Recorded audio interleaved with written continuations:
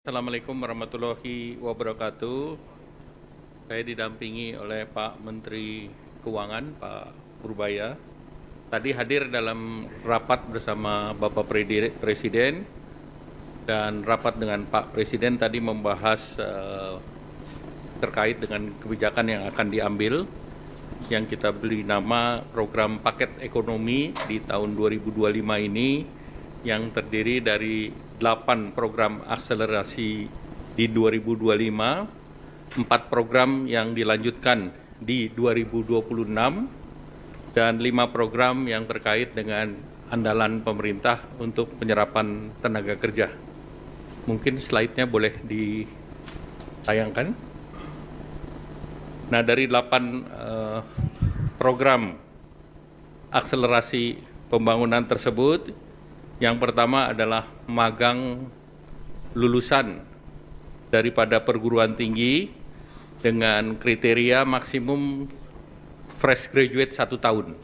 Apakah itu S1, D3, dan yang lain, itu di link and match-kan dengan dikerjasamakan dengan sektor industri, di mana penerima manfaat di tahap pertama 20.000 orang, dan selama proses bekerja diberikan uang saku sebesar upah minimum UMP, dan ini untuk 6 bulan dan anggarannya sudah disediakan sebesar 198 miliar. Yang kedua mungkin yang terkait dengan perluasan PPh 1 ditanggung pemerintah yang kemarin sudah diperlakukan untuk sektor padat karya, ini dilanjutkan ke sektor pariwisata, hotel, restoran, dan kafe. Target penerimanya 552.000 pekerja, dan ini diberikan 100% PPh untuk sisa tahun pajak 2025 ataupun 3 bulan. Nah, anggarannya sebesar 120 miliar. Ini bisa pindah ke slide berikut, slide 3. Kemudian bantuan pangan itu juga dilanjutkan untuk 2 bulan. Itu untuk 10 kg beras di bulan Oktober November. Nanti kita evaluasi untuk bulan berikutnya, bulan Desember. Nah, itu diperlukan dana sebesar 7 triliun. Kemudian program bantuan iuran jaminan kecelakaan kerja dan jaminan kematian bagi pekerja bukan penerima upah. Jadi ini bagi pekerja bukan penerima upah itu adalah pengemudi transportasi online atau ojol, ojek panggalan, supir, kurir, dan logistik. Target penerimanya adalah 731.361 orang. Diberikan diskon 50% untuk JKK dan JKM. Jadi JKK dan JKM itu tentunya kita berharap bahwa ini bisa diterima oleh ojol, dan dana yang diperlukan adalah 36 miliar dan disiapkan oleh BPJS. Nah, ini JKK itu santunan kematian 48 kali upah, santunan cacat 56 kali upah, beasiswa 174 juta untuk 2 orang anak, dan jaminan kematian itu totalnya bisa menerima 42 juta. Kemudian manfaat layanan tambahan dari perumahan BPJS Tenaga Kerja. Kita tahu BPJS Tenaga Kerja punya program terkait dengan perumahan. Nah, ini bunganya diturunkan. Jadi sebelumnya adalah BI rate plus 5%, ini diturunkan menjadi BI rate plus 3%. Kemudian untuk penerima manfaat di mana itu bisa untuk menyicil rumah, bisa untuk down payment, dan juga untuk para developer yang tadinya BI rate plus 6 diturunkan juga menjadi 4%. Ini seluruhnya dengan juga relaksasi SLIK dari OJK. Nah, ini targetnya 150 miliar ditanggung oleh BPJS. Tahun ini ditargetkan sampai 1.000, namun tahun depan akan ditingkatkan jumlahnya karena ini akan mendukung program Bapak Presiden untuk menyediakan 3 juta rumah. Kemudian percepatan deregulasi PP 28, yaitu integrasi sistem kementerian lembaga dan juga rencana daerah tata ruang RDTR ke OSS. Nah, ini akan didorong jumlah daerahnya tadi ditingkatkan bukan 50 tetapi ini 50 kabupaten kota, namun daerahnya menjadi 170 sekian kecamatan, dan diharapkan tahun depan juga bisa ditambahkan. Dan untuk RDTR itu disediakan dana 3,5 miliar per RDTR, di mana dari Badan Geologi Informasi Geospasial akan menyiapkan data, sehingga nanti OSS punya fiktif positif untuk 20 hari kerja. Sehingga kalau ini tidak selesai, maka otomatis akan berlaku, dan itu kebutuhan dananya diperkirakan sekitar 1 triliun. Kemudian pilot project, beberapa program di kota-kota besar, salah satunya adalah di Jakarta untuk gig ekonomi, di mana ini semacam working space, dan ini akan diikuti oleh piloting di berbagai daerah lain, Jabar, Jateng, Jatim, Banten, Bali, Manado, Makassar, dan Batam. Kalau di Jakarta menggunakan dana yang sudah tersedia di Jakarta, dan juga akan mendorong dana yang ada di Ekraf. Nah, kemudian paket 4, tadi yang 8 sudah saya jelaskan, 8 diberlakukan untuk mengakselerasi di 2025, yang 4 adalah yang akan dilanjutkan di 2026. Yang pertama terkait dengan PPh final bagi UMKM yang pendapatannya 4,8 miliar setahun, itu pajak finalnya 0,5% dilanjutkan sampai 2029. Jadi tidak kita perpanjang satu tahun, tetapi diberikan kepastian sampai dengan 2029. Kemudian tahun 2025 alokasinya sudah 2 triliun. Kemudian wajib pajak yang terdaftar sudah 542.000, ini dari Kementerian Keuangan. Kemudian kita memerlukan revisi PP. Kemudian perpanjangan PPh pasal 21 DTP untuk pekerjaan sektor pariwisata yang tadi baru diberlakukan akan dilanjutkan tahun depan. Jadi ada kepastian sampai tahun depan PPh sektor Horeca ini masih ditanggung pemerintah dengan estimasi anggarannya 480 miliar dengan gaji di bawah 10 juta. Kemudian untuk pekerja industri padat karya, yaitu alas kaki, tekstil, pakaian jadi, furniture, kulit, dan barang kulit, ini juga dilanjutkan, yang 10 juta itu ditanggung pemerintah.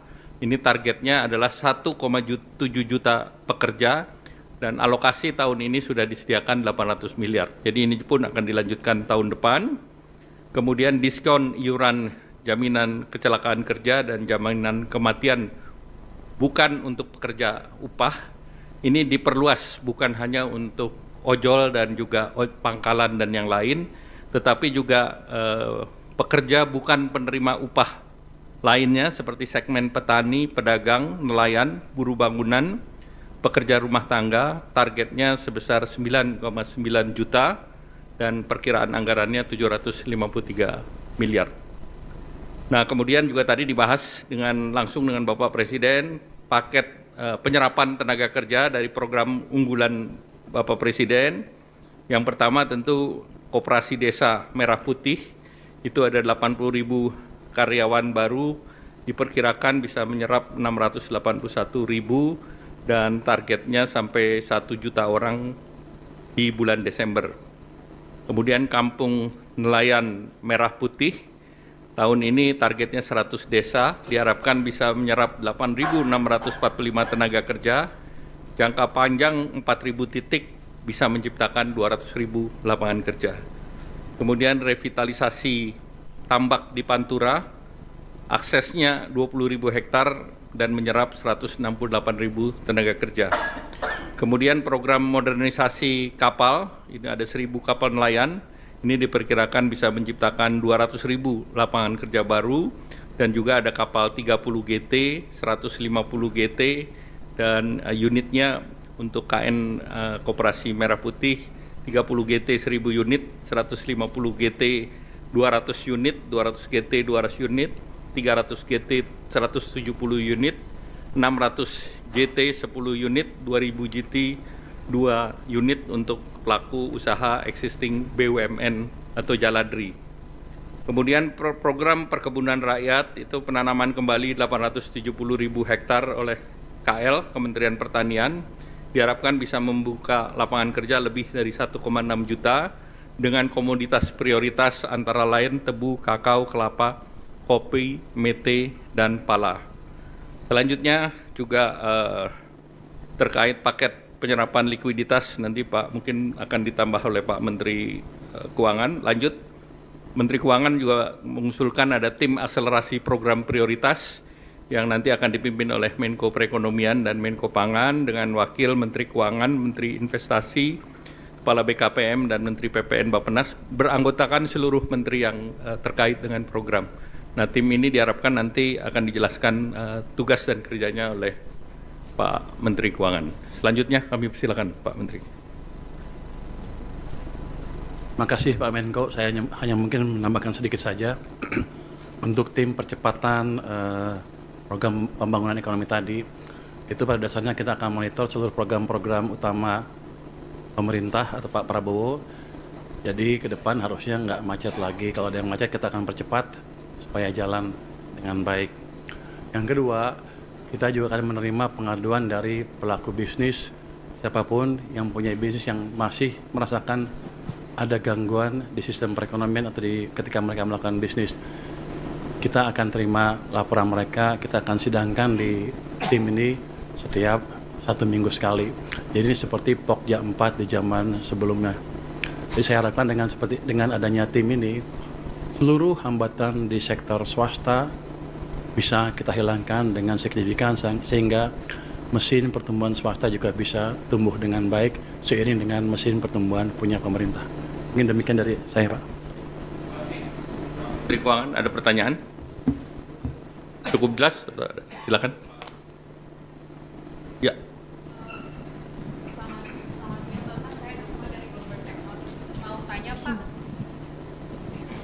Izin mau tanya Pak soal stimulus PPh 21 DTP kan itu diperluas ke sektor hotel, resto, dan lain-lain yang pariwisata tadi Pak. Apakah ada alasannya kenapa itu diperluas ke sektor tersebut Pak?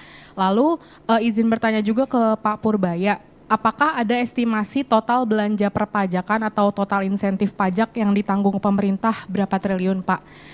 Dan mau nanya juga Pak, ini kan dalam beberapa kali APBN kita tren penerimaan itu mengalami penurunan ya Pak. Di tengah hitung-hitungan fiskal yang ketat ini, bagaimana dampak dari stimulus yang diberikan terhadap perkembangan defisit? Apakah defisitnya APBN 2025 akan melebar atau seperti apa Pak? Terima kasih. Yang silakan Mas, dua dulu ya. Selamat siang Pak Erlangga, Pak Purbaya Stefano dari Reuters. Pak, mau nanya tadi ada estimasi anggaran stimulus itu 16,23 triliun, itu maksudnya untuk yang kuartal 4 2025 dan juga 2026, tapi anggarannya dari 2025 ya Pak, mau mastiin itu aja sih Pak. Kemudian untuk Pak Purbaya itu kan kita udah punya 200 triliun nih Pak di Himbara.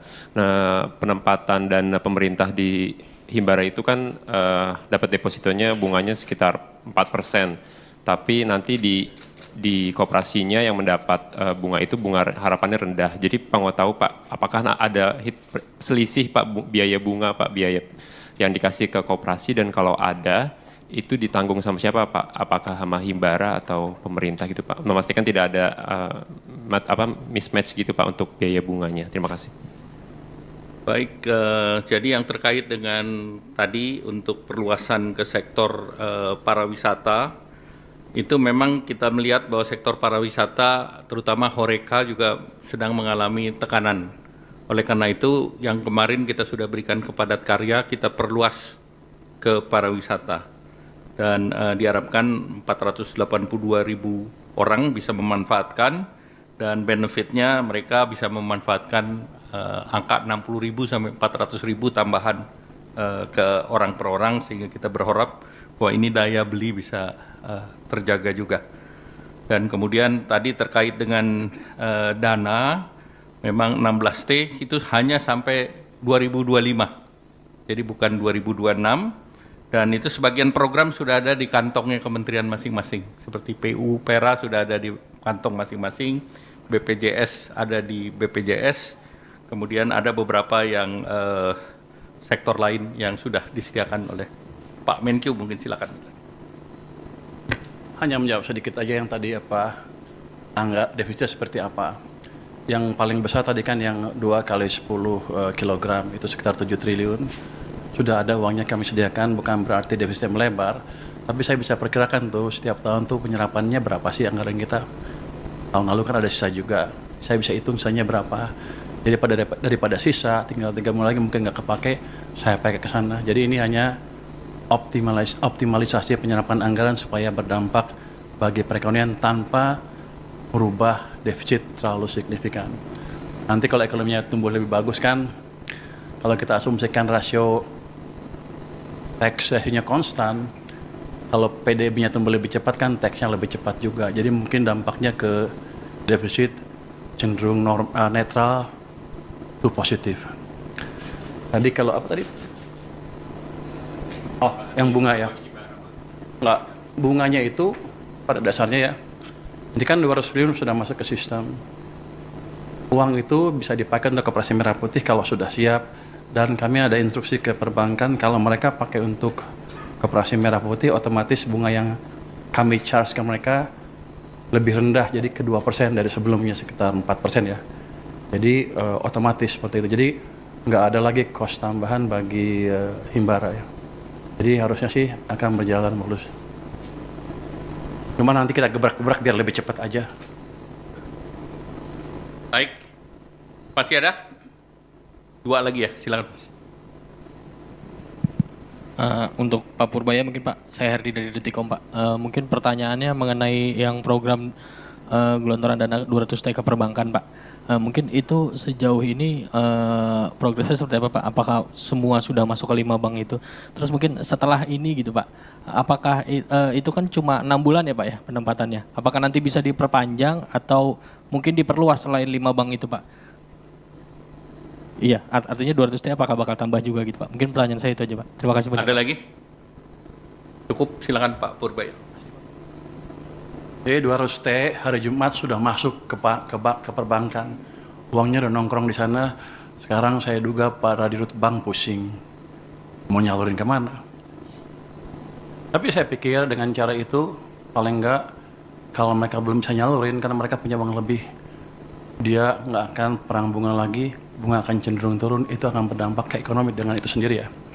Bisa bunga pinjaman turun, bisa juga bunga deposit turun, yang jelas cost of money turun. Jadi yang punya uang nggak ragu untuk belanjain, yang mau pinjam ke bank nggak ragu untuk pinjam. Untuk alokasinya sebetulnya niat saya adalah suka-suka banknya. Tapi kalau banknya agak bingung, nanti ada guidance di mana mereka bisa memanfaatkan uang itu untuk membantu program-program unggulan pemerintah. Jadi win-win solution ya. Jadi kalau mereka bisa pakai saluran ya salurin, kalau nggak bisa ya ke situ. Jadi mudah-mudahan, hampir pasti ekonomi akan berjalan lebih cepat. Setelah 6 bulan, saya udah hitung, ini pertanyaan banyak orang, apakah setelah 6 bulan akan ditarik oleh pemerintah. Saya bisa hitung bahwa biasanya uang pemerintah yang disimpan di bank sentral itu lebih di atas itu. Jadi kalau 200 triliun aja tidak akan mengganggu kondisi saya. Dalam pengertian saya tidak harus terpaksa menarik dari perbankan kalau kepepet, dalam keadaan kepepet. Jadi harusnya itu jumlah yang cukup sustainable untuk di bank maupun untuk perpurata pembiayaan program pembangunan yang lain. Enggak, taruh aja di situ terus. Saya nggak perpanjang. Biar seperti itu. Jadi ini kan nggak ada termnya sebetulnya. Yang kemarin dia bilang 6 bulan itu salah. Yang anak buah saya selalu nulis. Pada dasarnya seperti itu aja. Seperti saya naruh uang di bank suka-suka saya sampai kapan. Muter di situ supaya muter di perekonomian. Biar banknya mikir. Tambah nanti kita lihat kondisinya. Sekarang aja udah pusing lu minta tambah. Lu ngomong ke dirut bank deh. Dia udah pusing, aduh dikasih duit banyak nih, waduh. Tahu nggak Anda? Pada waktu saya mau nyalurin 200 triliun, banknya bilang apa? Saya hanya sanggup menyerap 7 triliun. Saya bilang enak aja.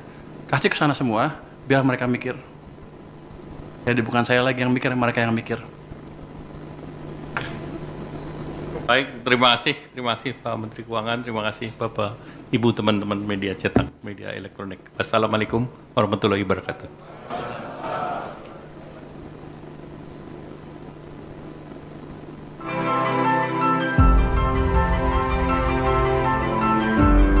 Karunia yang diberikan oleh Yang Maha Kuasa kepada kita sungguh sangat besar dan sungguh sangat beragam.